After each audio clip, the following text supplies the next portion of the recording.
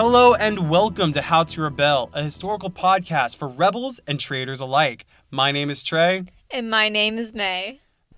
Melani, Yes. I have a first episode present for you. Oh, how exciting. Why don't you open up this box right here? Okay. Trey, is that like a golden skull? It's exactly a golden skull, actually. What do you think? Well, it looks a little fake. I mean, Nope, it's 100% a real golden skull from one of my enemies. Baby, are you okay? I'm great. This is the method that Oda Nobunaga would use, and I figured since we're talking about him today, I could use this as like a gift to you from me and the mailman. I'm scared. You should be. So today we're going to be talking about Oda Nobunaga, the Fool of Awari. Okay. I'm going to take you all the way back to 1534, the Awari province, Japan. Born the second son of Nobuhide, Oda Nobunaga was the heir to the position of daimyo. Daimyo being... That means the lord of a province, the person who commands the troops, and kind of think more like a governor or a mayor. Okay, so not a prince. No. Somewhere that still has ruling over the area. Yeah. He was supposed to have kind of like a prince-like upbringing, but not have the position of prince. Gotcha. Got it? He was born in 1534, the second son of Oda Nobuhide. Nobunaga was the heir to the position of daimyo, or great lord of Awari. Okay, so he was a lord of like a specific location in Japan. Yeah, it was actually known as the Awari province. At a young age, Nobunaga was dubbed the Fool of Awari for disgraceful acts like eating while standing up, befriending people of lower class, wearing uncivilized clothing, and just overall disrespecting his father. I mean, sounds like you a little bit, except for maybe the disrespect. I mean, like, how would you say that he sounds like me? The clothes. The clothes. Okay. In 1551, quite a lot happened. He got married. Yay him! 16-year-old marriage. Woo! And then his father died. Oh, no. I mean, you could say, oh no, but they kind of hated each other, so he wasn't really sad about it, you know? Like, oh, my dad's dead. Okay. Yeah, except, oh, my dad's dead, I'm going to wreck his funeral. Oh. He showed up and rather than, because when you go to the traditional funerals, you're supposed to lay down the incense and then leave a prayer. Nobunaga threw incense at his father's altar and then knocked said altar over. Oh my God. How to make your family hate you 101. Yeah. At this point, his family did not like him. And now that he was heir to the position of daimyo, now that he was daimyo, they were going to try and take that from him. Okay. I mean, would they have liked anybody that was in the position of daimyo? I think they would have if it was a legitimate child who didn't knock over their father's altar. Yeah. As a result of this, his mentor ended up committing seppuku, and his last words were, "I can discover no sign of the upbringing I gave him, and thus have no will to live." Oh my God, that's dark. Tragic. That's dark, yeah. But you know what? It is said that immediately after this, Nobunaga completely changed. He was all about leading the Awari province. He was all about being the daimyo. Okay. So he did this for his mentor. But not for his father. Yeah. In 1553, Nobunaga's uncle unsuccessfully attempted to assassinate him, and Nobunaga put him to death. Like, nah, man, you're not about to do that. In 1556, Nobunaga's little brother, Nabukatsu, announced that he would be attacking Nobunaga, and in retaliation, Nobunaga and his generals decided to attack the fortress that he was occupying. Wait, announced? Like, what do you mean by announced? I say announced, but it's more like he had talked to his generals about it, and there was a spy among them. Mm. So he reported this to Nobunaga, who then launched an attack on Nabukatsu. See, tip of the day, don't trust your closest friends. that is going to be probably the number one tip for most of these rebels. One of them is a spy. One of them is always a spy. Now, while Nobunaga was a rebel to like social norms and tradition, he was also a rebel to like math and ratios. He saw his brother's army of 1,700 and said, I'm going to counteroffer that with 700. And he attacked Nabukatsu's army, 1,700, with his 700 troops and won. With 1,000, I mean, 1,000 men different when you have less than 1,000. Like, that's pretty big. That's pretty big, yeah. It's like more than double what Nobunaga had. Was he just like a really good, like leader, military leader? What it was he fought alongside his men, and his generals were really good generals. So Nobunaga, when he fought alongside his men, he had like a really loud voice, and his armor was really intimidating. I don't know if you know much about traditional samurai armor, but what it is it's like leather pads bound together by rope with another leather pad on top all the way up your arms and legs and body. Nobunaga had iron pads, solid iron pads. I don't know how he moved around at all in those things. And they were bound together by rope all up and down his body. Scared the heck out of any and all of his enemies. So, okay. So he had different armor that Yep. probably was a lot stronger. Yep. And he fought with his men. Was that something that didn't happen too much? No, it didn't happen very often. Often the leaders, the daimyo, would sit back and let their men fight for them, while Nobunaga decided he was just going to fight alongside his men. And so that the fact that he fought scared them? Yes, it definitely did. It's like, wow, this man is powerful, and I guess the powerful voice. Yeah, it's kind of scary. When it came time for Nobunaga to kill Nabukatsu, his mother asked that he spared his life. Now, Nabukatsu would be murdered later in his life, and it's theorized that Nobunaga had a hand in this because at the time Nabukatsu was planning on attacking Nobunaga again. Don't trust your little brother. Don't trust your little brother. No, don't trust anyone for that matter. Yeah. Don't trust your friends and don't trust your little brother.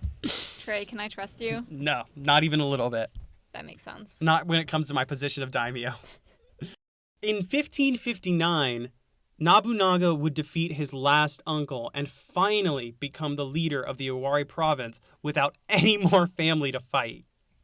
Oh, fantastic. That's what you gotta do, like just kill all of your family so nobody can take your throne. He wouldn't have long to wait or rest before fighting again. In 1560, a longtime rival of the Oda clan, Imagawa Yoshimoto, was attempting to march his troops through Awari. This is because he was heading to the, at that point, capital of Japan, and he was attempting to overtake that throne. Okay, so he wasn't trying to attack Oda Nobunaga, but he was just trying to walk through his land? Yes, but he was definitely expecting some kind of resistance because he brought 25,000 troops against Nobunaga's 2,500. I mean, even if you're just coming up to a land that's too suspicious, like that's, that can definitely escalate to war very, very quickly. Yes. What I thought is very interesting is that Yoshimoto outnumbered Nobunaga 10 people to 1. Yeah, because you said that he had like 2,000. Wait, how many troops? Nobunaga had 2,500, while Yoshimoto had 25,000. Oh, Yeah, that's a big difference. Nobunaga shouldn't have won this fight, but No. Nobunaga is a rebel against ratios and math. He's um, beating the odds here. he is beating the odds. To give himself a tactical advantage, Nobunaga would set up dummies and flags in tactical positions so that the army looked bigger than it was. Okay, so he looked like, maybe his army wasn't lacking that much. Yeah, and this would actually benefit him in the end because the enemy army thought that all of his troops were on this open field. Okay. So they're expecting all in one spot. Was he somewhere else? Yes, yes, he was. You see, while Nobunaga was planning, his council was arguing whether to run away or stay and fight. Nobunaga, during his plans, kind of started to drink and maybe even dance a little bit. Just chilling. Just chilling. Just chilling. Live every day like it's your last. It's said that Nobunaga was drinking when he heard a clap of thunder and decided that now was the time to fight. Yoshimato had set up himself in this gorge near Nobunaga's fortress, and his men had decided to start drinking and kind of take the day off because they had already won against two of Nobunaga's fortresses, and all they had to do was take one more. They kind of saw through Nobunaga's ruse of the flags and dummies, and they're just like, okay, well, let's drink and have a good time because we are winners. We're victorious. Oh, so they got a false sense of securities because they were like, oh, these are just dummies. He must have a Yes. small troop. Yes. And because of this, they decided to set themselves up in this gorge not far away, seeing that the terrain was dangerous and no one would be able to, walk it. They thought this is perfect for like a place to kind of retreat for a second before we launch our final attack on Nobunaga's fortress. Little did they know, Nobunaga had grown up with playing with the lower class kids, and they had often played in this gorge. So Nobunaga had a tactical advantage, as well as when Nobunaga attacked, not only did nightfall come, but a storm came with it. Okay, so he has a tactical advantage, and he's fighting drunk people. Drunk Sounds. people who had taken their armor off and left their weapons outside. Oh no. Yeah, And you said like the pads, you have to like tie them all together. Like this it's a isn't. process. It's a process. You don't just slide it on like a shirt. You have to tie them on one by one. So when Nobunaga's men attacked, Yoshimato's men were just decimated. Yeah, they didn't have a chance. Yes, and that being said, the casualties in this war were somewhere in the 4 to 5 thousands. Only Wow. 1/5 of Yoshimato's men, but Yoshimato was one of the casualties alongside of them. Oh, so he took out the king. Or not the king, But the daimyo. daimyo, yes. This is a problem because without their leader, the Yoshimato's men just kind of gave up. And Nobunaga gave them a choice. They could either fight with him or die. So A lot of them joined. a lot of them joined. And Makes this would change a lot of the rest of Nobunaga's career, because now he's got a giant army, and at this point he has unified half of Japan. Oh wow. Yeah, he is going through he's called the Great Unifier at this point. Mm-hmm. Nobunaga started developing around 1568, 1567. Nobunaga started developing these kind of, I wouldn't say bad habits, but kind of this anger, this manic behavior. He started lashing out at people who didn't really need to be lashed out at. He would, as we said earlier, cut the heads off of his slaves or his enemies and then dip them in gold to be used as cups later. Yeah. There is one story of a girl cleaning a room for Nobunaga, and Nobunaga entered and found a rose petal on the floor. Seeing this, he asked the girl to come in, said, "What is this?" and then chopped off her head. Oh God. Yeah, it's like you start to see him like have these anger issues develop and this mania. Yeah. In 1570, Nobunaga would devote the next 10 years of his life to the destruction of the Aku Ikai. The Kuokai? The Aku Ikai. What's that? The Aku Ikai is a rebellious group that wanted to support their sect of Buddhism and were against the governors and daimyos of the region. Sound like fellow rebels. Yeah, they do sound like fellow rebels. We're going to have them on the podcast in the future. While Nobunaga wasn't successful in destroying the Aku, he would commit some of his most atrocious acts through these years. The most notable being the siege of Hiei. Supposedly, Nobunaga ordered his men to murder the 20,000 people that inhabited the mountain and burned down every building, not just killing the monks and soldiers, but the women and the children as well. This single act is what gave him the title of the Demon King of Awari. Was this temple, like, was this place kind of sacred, or? It was sacred in the way that Nobunaga could have handled it a different way when he attacked it. He did not have to burn down every building. He did not have to murder every woman and child. So he became like the devil, or? That's why he's called the Demon King. Demon King. Yeah. Okay. In 1582, Nobunaga died at the hand of one of his retainers, Akihei Matsuhide. What's a retainer? A retainer is like one of his generals, one of his partners, pretty much. Matsuhide attacked a Buddhist temple where Nobunaga was staying.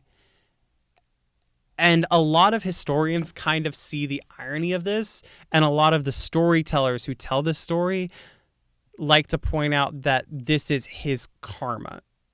Because he died burned alive in a Buddhist temple after murdering 20,000 people, burning them alive and, murdering them in their temples. Karma's terrible. Karma is terrible. I almost just cursed there. Nobunaga decided to burn the building burn the building himself with him inside. Then he committed seppuku. This was to prevent his enemy from taking pleasure in his death.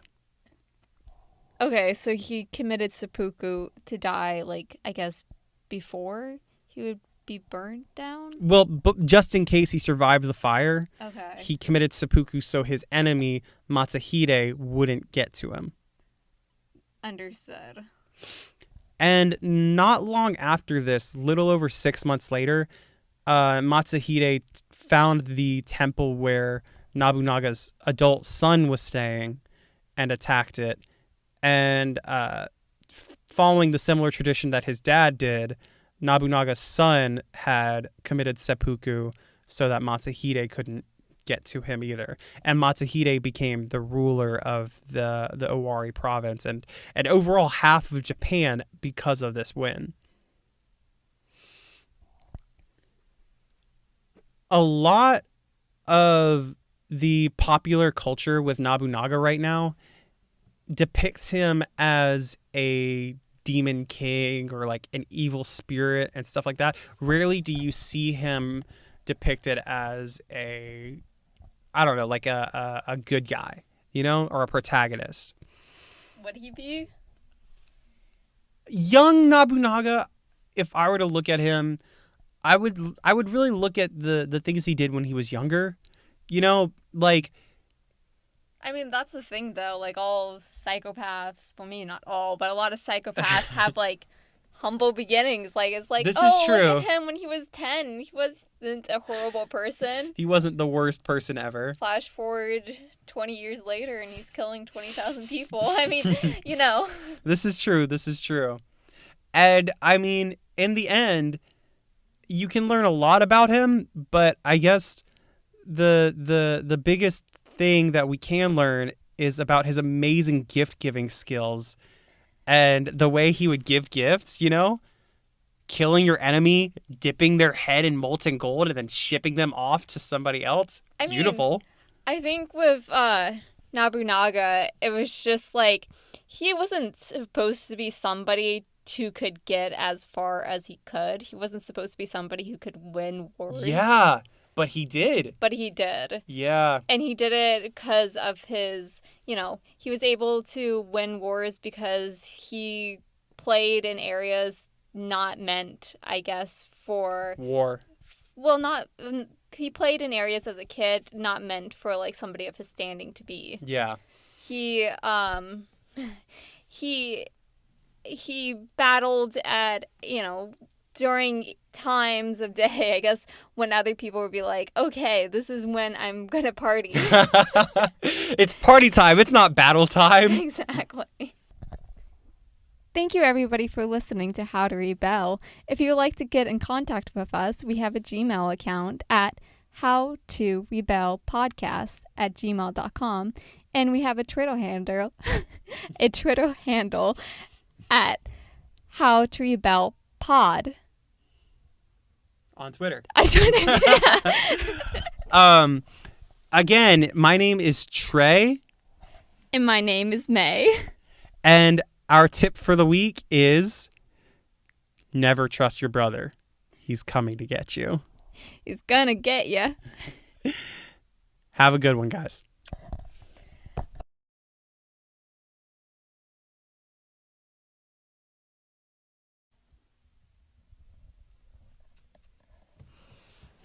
Hey, future Trey. This is take 5, part 2. Just cut it later, you dumb idiot. You could have probably made that decision anyways, but you know, whatever. You're a lovely person, and I love you, future Trey. And I love you, current Trey. Jealous. All right. Fuck it. We're gonna start from the beginning. I need You that needed build up. it. You need that build up. It's Never like mind. Ignore that first part. Fuck you, Trey. You, Trey.